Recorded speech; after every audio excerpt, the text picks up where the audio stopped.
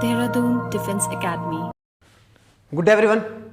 5 most difficult questions की series में हम लोग आज देखेंगे कि प्रोनाउन के सबसे मुश्किल 5 सवाल कौन से हैं। वैसे तो यहाँ जो 5 है कि यहाँ आना चाहिए था, एक छोटी सी एरर हमारे काम में। चलिए तो आज हम देखेंगे प्रोनाउन के सबसे 5 मुश्किल सवाल कौन से हैं। पहला सवाल आपके सामने, you can not defeat him like you defeated his friends. इसके ऊपर एक वीडियो हम लोगों ने पहले ही बनाई है, आप उसको देखिए। यहाँ मैं आपको एक्सप्लेन कर रहा हूँ कि यहाँ पे गलती क्या है। गलती क्या है, देखिए ये जो एक लाइक जो प्रीपोजिशन है, प्रीपोजिशन के बाद अगर कोई चीज लिखी है तो वो क्या हो जाती है, उसका ऑब्जेक्ट बन जाती है।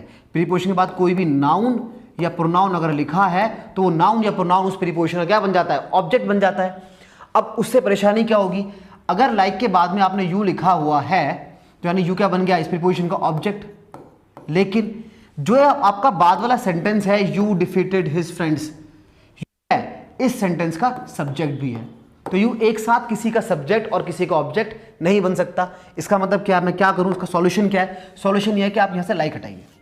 लाइक प्रीपोजिशन है, आप यहां पे एज लगाइए। उससे क्या होगा कि एज एक एडवर्ब भी है और एक कंजंक्शन भी है, वैसे तो दोनों है, लेकिन जब आप एज लगाएंगे तब क्या होगा, यू है अब एज का ऑब्जेक्ट नहीं बन रहा होगा, सिर्फ बाद वाले सेंटेंस का सब्जेक्ट बन रहा होगा और आपकी परेशानी सॉल्व हो जाएगी।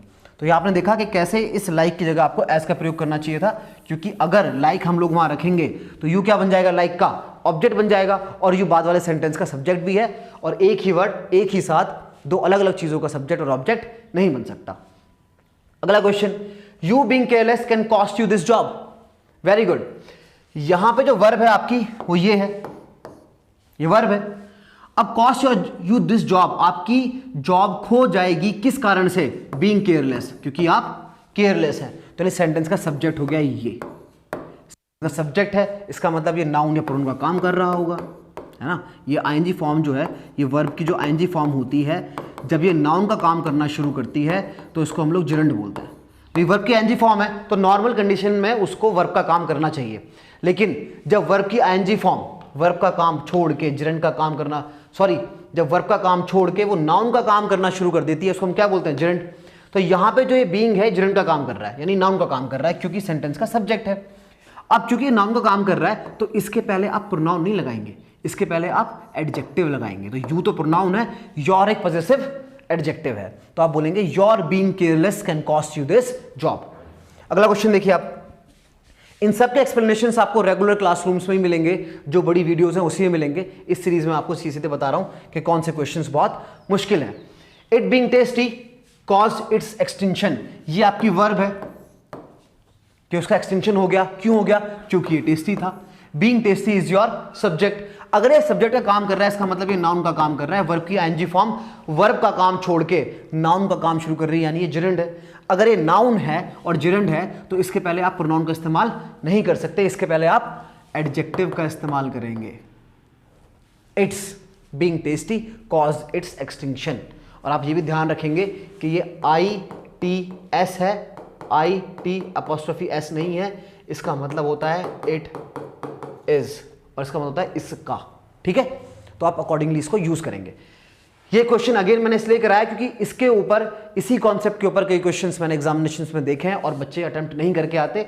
कई बार वो आपको इट की जगह या इट्स की जगह आपको IT' लिख के देगा। You should be aware of that.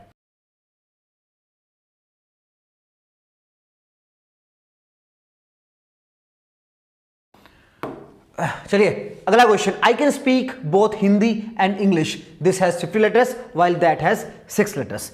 जो बेसिक फर्क है दिस और दैट में वो ये है सर कि जो दिस का इस्तेमाल होता है वो नजदीक की चीजों के लिए होता है, और जो दैट का इस्तेमाल होता है वो दूर की चीजों के लिए होता है। आप देखिए दिस के नजदीक कौन है, इंग्लिश, इसका मतलब दिस इंग्लिश की बात कर रहा है। क्या इंग्लिश में 50 लेटर्स होते हैं, नहीं होते। हिंदी में 50 लेटर्स होते हैं, तो दिस के पास इंग्लिश नहीं हो सकता, जिसके पास आपको क्या रखना पड़ेगा, हिंदी रखना पड़ेगा। तो हिंदी को उठा के आपको यहां करना पड़ेगा और इंग्लिश को उठा के आपको यहां करना पड़ेगा, तभी ये सेंटेंस काम करेगा। तभी दिस हिंदी के लिए आएगा और दैट फिर इंग्लिश के लिए आ जाएगा, दूर की चीज के लिए आएगा। क्योंकि 26 लेटर इसमें है, इसमें नहीं है। ठीक है, आई होप ये बात आपको समझ में आ रही होगी। इसी के साथ हम लोग अगला क्वेश्चन देखते हैं। अगला क्वेश्चन है, your car is costlier then that of mine. इस क्वेश्चन को अगेन यहां लिखने का सिर्फ एक ही पर्पस है, क्योंकि ये क्वेश्चन पेपर में आया हुआ है और ज्यादातर बच्चों ने ये गलत किया है। क्यों किया है गलत? क्योंकि हमको रटाया जाता है, पढ़ाया जाता है कि भाई जब भी कंपैरिजन हो रहा हो तो आप दैट ऑफ का प्रयोग करें या अपॉस्ट्रोफी एस का आप प्रयोग करें। देखिए जरूरी नहीं है।